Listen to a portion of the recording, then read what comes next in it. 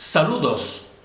Titulamos este vídeo La muerte exterior del éter 2, cosmos cóncavo convexo 49. Nosotros afirmamos, es nuestra opinión, investigación, que Lucifer impone su dominio exterior, y hacemos hincapié en exterior, impone su dominio exterior en esta dimensión que nosotros calificamos como secundaria, manipulada e intervenida. Y los servidores luciferinos segregan a los mejores servidores de la verdad. Y uno de esos ejemplos en relación con el éter y con la ciencia sería el ejemplo de Nikola Tesla. Y también el ejemplo opuesto de Albert Einstein. Decimos que segregan. La palabra segregar pues viene del término latino segregare, que significa separar. Y si analizamos la palabra, concretamente veremos una partícula se. Se significa una separación.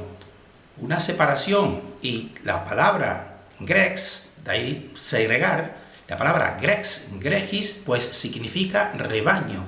Es decir, segregar, con la palabra segregar, pues Lucifer nos está diciendo que él separa a alguna persona del rebaño. ¿Y a quién será los que separa y segrega de este rebaño? Pues realmente a los que le causan dificultades y pueden despertar a las otras ovejas. Y a esos los segrega.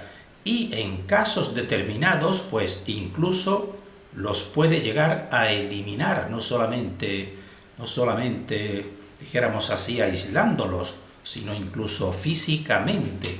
Entonces, nosotros también decimos que los servidores luciferinos en esta dimensión, pues encumbran a los que cumplen sus agendas, independientemente de la capacidad, dijéramos así, de conocimiento o de personalidad, pues lo encumbran simplemente si siguen sus agendas y quedan en la historia reseñados como los héroes de la historia, como los genios de la historia. Entonces nosotros decimos, por todo eso anterior, pues el progreso verdadero aquí posible, únicamente posible, pues es el progreso interior, porque en el exterior nosotros no somos ingenuos, y nosotros sabemos que en el exterior ya está perdida la batalla, y está perdida la guerra, porque esta es la dimensión de Lucifer, pero exteriormente, no interiormente. Entonces nosotros decimos que el verdadero progreso y auténtico pues es el progreso interior, donde mora la fuente, y donde mora también esa fuente a nivel, dijéramos, espacial, pues estaría concretada en el éter. De ahí nuestra teoría y de ahí el silenciamiento del éter y ser también sustituido el éter por la falsa gravedad. Bien, vamos a pasar al vídeo donde vamos a poner ejemplos de precisamente ese segregar y ese encumbrar, ese segregar a los mejores, a los más auténticos buscadores de la verdad, y ese encumbrar a los que simplemente siguen sus agendas.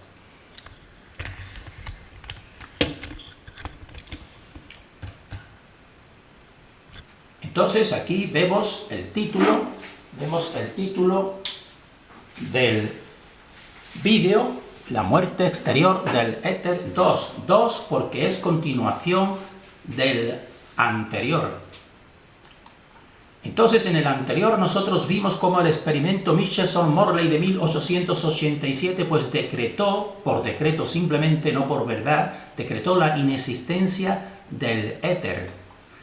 Y comprobamos que hasta esas fechas de 1887 pues los mejores científicos pues confiaban y tenían a bien pues que el éter era necesario, y era precisamente el éter un fondo que realmente de un modo implícito pues te va te va considerando que existe un medio invisible que sería y estaría relacionado evidentemente con la espiritualidad. Entonces, esos excelentes científicos, pues ya en 1905 vimos pues que son relegados totalmente la existencia del éter y también evidentemente sus juicios son segregados por la teoría de la relatividad especial promulgada en el año 1905 por Einstein. Entonces, en el segundo de los dos postulados de Einstein, pues se expresa que la velocidad de la luz en el vacío es la misma para todos los observadores, independientemente de la velocidad de los observadores o de la fuente luminosa, y esta velocidad es aproximadamente de unos 300.000 kilómetros por segundo. Pues muy bien, esta primera afirmación ya parte de una falsedad. Nos dice que la velocidad de la luz en el vacío. Nosotros con nuestro pensamiento arborescente sabemos que el vacío no existe. El vacío es un mero constructo hipotético falso totalmente. No existe el vacío en nada. Ese vacío precisamente, que ellos lo consideran una nada, pues es al revés, es el éter. Y no está vacío de existencia, está vacío de materialidad concreta o de densidad, que es muy distinto. Y también, entonces, pues están de acuerdo.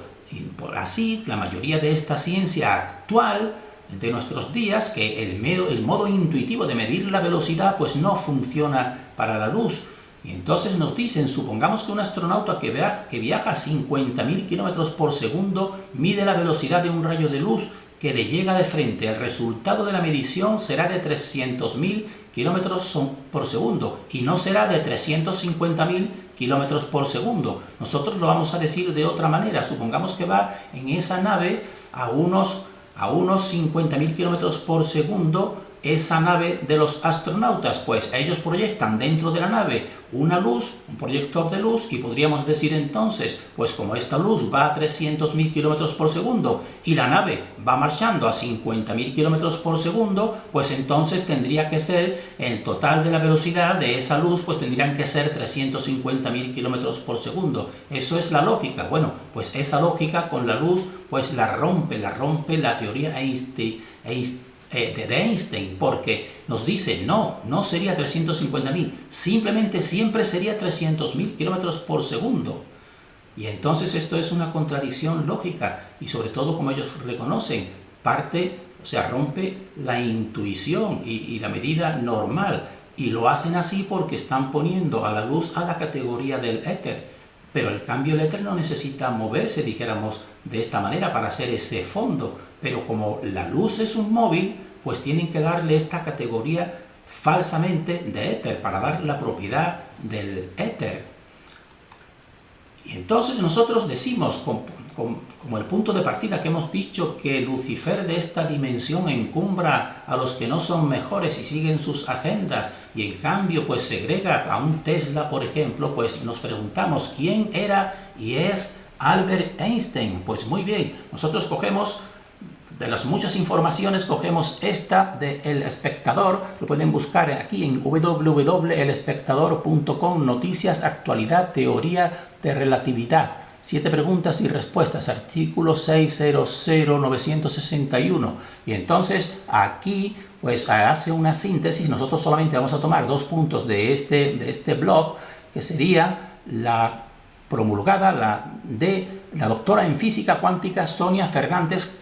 Explica toda esta teoría de Einstein. Solamente nosotros vamos a ir al punto que nos interesa, a ver el tipo de personalidad. Entonces aquí en uno de sus párrafos pues nos dice que fue a principios del siglo XX cuando un empleado de segunda de una oficina de patentes suiza con solo 26 años abrió la caja de Pandora con sus artículos de investigación. Pues este era el Einstein que postuló la teoría de la velocidad de la luz. Pues era simplemente, dijéramos así, con todo No queremos quitar, evidentemente, no queremos ni remotamente quitar importancia a ser un empleado de segunda de oficina de patentes, pero lo que queremos hacer hincapié es cómo con esa edad tan temprana y teniendo esa profesión, pues se encumbró por delante de todos los mejores científicos, y eso es lo que nosotros queremos destacar en este momento. No queremos destacar que el ser un empleado de oficina de segunda sea algo negativo, ni muchísimo menos. Precisamente es al revés. Las personas de profesiones más humildes, según nuestra opinión, son las que están más aventajadas espiritualmente y totalmente. Y entonces también recurrimos para ver las pocas noticias que se tienen de la realidad de Einstein, pues también recurrimos a otro blog o a otra página. Aquí podemos ver https historiaybiografías.com Einstein. Pues estos son grandes biografías. Pues estas grandes biografías normalmente exalzan, y si la leen toda la biografía, pues verán que exalza, que pone y que encumbra al personaje de Einstein, pero nosotros nos remitimos a los datos más, dijéramos, de tipo objetivo que nos da. Así, por ejemplo, pues nos dice simplemente la fecha en que nació, en 1879. Nos dice también pero nos dice que sus padres, Hermann y Pauline, pues él era judío. Sus padres, Hermann y Pauline, pues temieron que el niño fuera retrasado porque se demoró en hablar. Pues ya estamos viendo aquí realmente que desde un principio no parecía ningún niño tipo genio, y nos dicen que a pesar de ser judío, pues bien, con lo que nosotros sabemos actualmente, pues eso no sería una condición negativa precisamente, porque no queremos entrar en este tema del poder judío, pero lo que queremos destacar es que ya era, como nos tiene que reconocer el artículo, que era retrasado en el hablar. Y también seguimos viendo, cogemos realmente los puntos que nos interesan sobre esta infancia, pues nos dicen que la demora de Albert pudo haberse debido a timidez y orgullo. Incluso a los 2 años de edad quería hacer las cosas bien. Y nos dice también aquí, ensayaba la frase entera en su mente para poderla hablar. Ensayaba la frase entera en su mente, a veces moviendo los labios, y cuando pensaba que la tenía lista, pues la decía en voz alta. Este tipo de actividad, pues realmente vemos que no es un niño, dijéramos todo lo contrario, que después hemos ido conociendo. No se ve bien la pantalla, pero viendo ese artículo, pues podrán leer lo que nosotros estamos leyendo así, porque nos dicen que muchos testimonios sobre la vida de Einstein lo pintan como un niño lerdo, tal vez con un problema de aprendizaje. Y entonces, todos estos testimonios pues nos dicen, para sus profesores del Liceo Louis Paul, el joven Albert Einstein nada tenía de superdotado, lo consideraban más bien como un alumno reacio a la autoridad, al que, llegado el caso, amonestaban en forma severa. Nos dice: por su sola presencia usted altera el respeto de la clase hacia mi persona. Pues le dijo eso, le espetó un docente a Einstein. Y también a los 16 años, sin terminar sus estudios secundarios, abandonó la escuela y Alemania, pues porque quería, nos dice el artículo, a toda costa evitar el servicio militar, adoptando la nacionalidad suiza.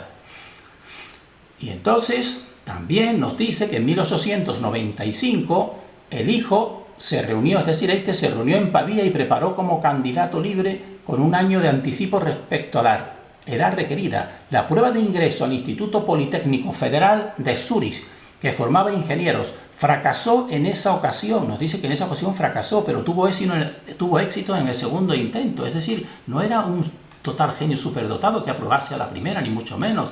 Entonces, otros estudiantes amenizados en conversaciones pues nos dicen que Einstein buscó en vano un puesto de asistente en la universidad, pero solo consiguió empleos precarios.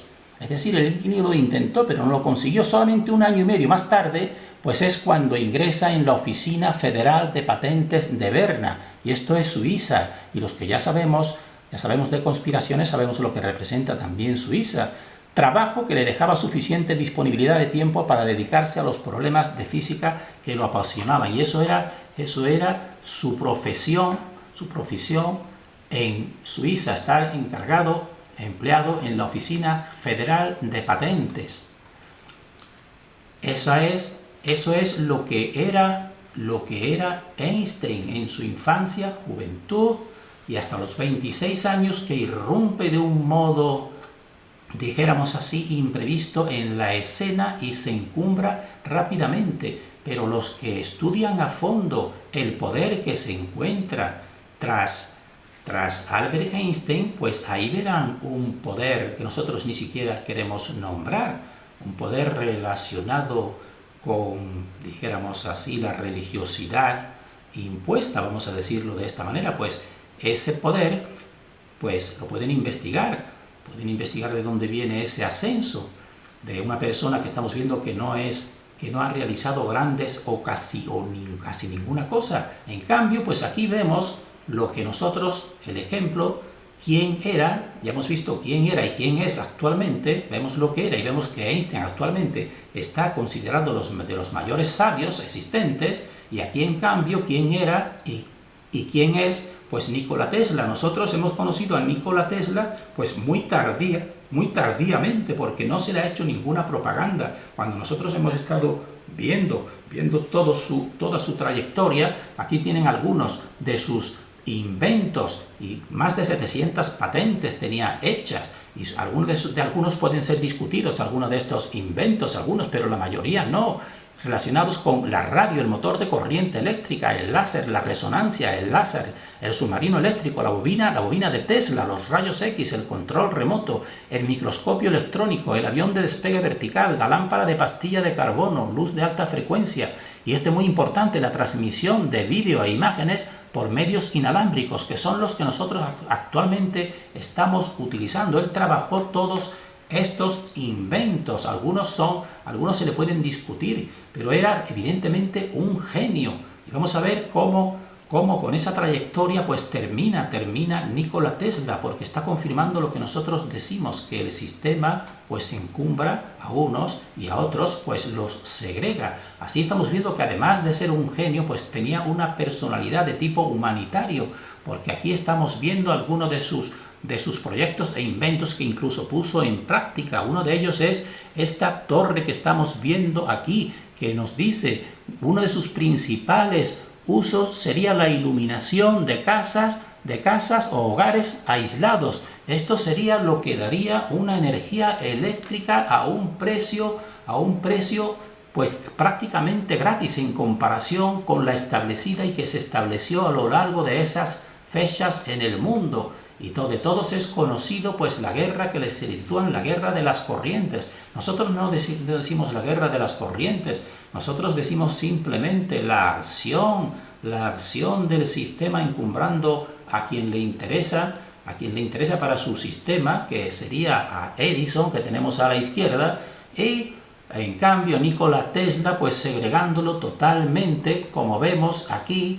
Ya el periódico en castellano sobre la muerte de Nikola Tesla, que da pena estas alusiones, noticias simplemente de uno de los mayores genios que ha habido en la ciencia. Nos dice: ha muerto Nikola Tesla en Nueva York, acaba de fallecer el investigador del rayo de la muerte, y solamente destaca este estudio, este proyecto que le llaman el rayo de la muerte. Nikola Tesla a los 86 años de edad, y nos dice: como se recordará, el invento de Tesla estaba especialmente dedicado contra la aviación. Precisamente han sacado de todos sus inventos quizás el más desgraciado, dijéramos así. Nikola Tesla había registrado, y eso lo reconoce, más de 701 inventos para otras tantas aplicaciones. Y esta imagen es expresiva, viendo las anteriores de su juventud y de sus grandes realizaciones, viendo esta imagen para nosotros, pues realmente nos produce tristeza esta imagen del mayor sabio, y cómo dan la noticia de su muerte, y nos dice: Nikola Tesla muere a los 85 años solo en su suite de hotel, y nos dice simplemente como si fuera una persona realmente muy poco reconocida. Nos dice: el celebrado inventor nacido en Yugoslavia, un mago de la electricidad. En esto sí tienen razón, pero nos dice Nikola Tesla, a los 85, inventor de la bobina de Tesla, el motor de inducción y cientos de otros dispositivos eléctricos, murió la pasada noche en su suite del Hotel New York.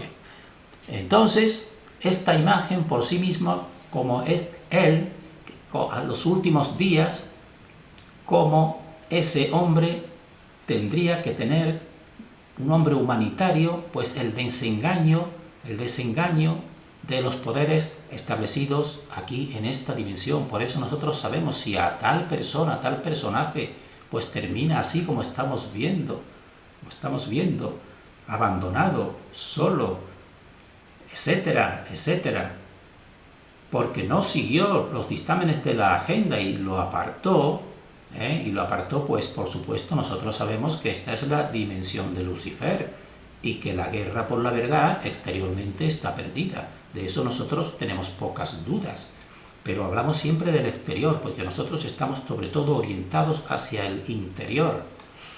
Y entonces, esta frase que se atribuye, porque para nosotros son atribuciones de ensalzamiento del pensamiento de estos otros llamados entre comillas genios como Einstein, pues esta frase que se le atribuye aquí, pues es, según nuestra opinión, la más opuesta idea a la verdad, porque nos dice en la relatividad especial, el ahora pierde para el mundo espacialmente extenso su significado objetivo. Es decir, esta es la frase más detestable que nosotros hemos escuchado. Nos está diciendo que el ahora realmente es totalmente secundario, no tiene ningún valor. Y precisamente nosotros en todas nuestras vídeos anteriores que tratan de los viajes en el tiempo, falsos totalmente, pues decimos que precisamente lo único que existe es el ahora. El ahora es lo único que existe y es lo que nos comunica directamente con la fuente. Por eso el ahora es importantísimo, pero él con esta idea de la relatividad, pues dijéramos así, oscurece toda la grandeza del hombre en unión con su fuente y en unión en la acción más concreta y más verdadera, que es la de el ahora. Entonces nosotros, dijéramos así, para alegrarnos, dijéramos, un poco después de ver esta realidad triste que nos muestra la historia de un pasado reciente y de un presente actual, pues nosotros tenemos que agradecer pues esta imagen y esta frase que alguien nos proporcionó. Y entonces es un bello pensamiento. Vemos aquí que nos dice Alejandro Jodorowsky, nos dice, si a un huevo lo rompe una fuerza externa, se acaba la vida. Repetimos, si a un huevo lo rompe una fuerza externa, se acaba la vida. Si lo rompe una fuerza interna, comienza la vida. Cambia desde tu interior. Para nosotros este pensamiento y esta frase es de lo más revelador y de lo más sencillo y de lo más coherente con nuestra teoría y con el éter y con la tierra cóncava convexa. En este bello y verdadero pensamiento de Jodorowsky está la síntesis de la acción de la fuente origen, que sería el éter, la espiritualidad en acción. El éter, como las manos de la espiritualidad, se manifiestan desde dentro hacia afuera, como estamos viendo aquí. El huevo, la fuerza que hace crecer el huevo hasta eclosionar, pues es una fuerza invisible, igual que nuestro éter invisible, pero que viene desde un punto interno hacia afuera. Es el push, es el empuje del éter que sustituye a la falsa gravedad. Este éter es la fuerza interna que nos separa porque nos empuja, es de ahí el push, nos empuja, es decir, nos separa pero también nos acerca al origen y se localiza realmente en el centro del corazón de la persona humana. Ahí es donde se localiza, pero también a su vez también se localiza en el centro éter de nuestra tierra cóncava convexa. Y nosotros creemos que una persona que tenga pensamiento arborescente, pues puede llegar de un modo inmediato, podría llegar meditando en este pensamiento y en esta imagen del huevo, y no solo del huevo, sino todo lo que crece, pues puede llegar de un modo fractal al convencimiento de que la Tierra debe ser cóncava convexa. Pensamos y confiamos en que personas puedan llegar a esta convicción, y eso para nosotros y para las personas pues nos ayudaría mucho a comprender nuestra teoría de la Tierra cóncava convexa. Terminamos en este punto deseando para nosotros y para todos el mayor discernimiento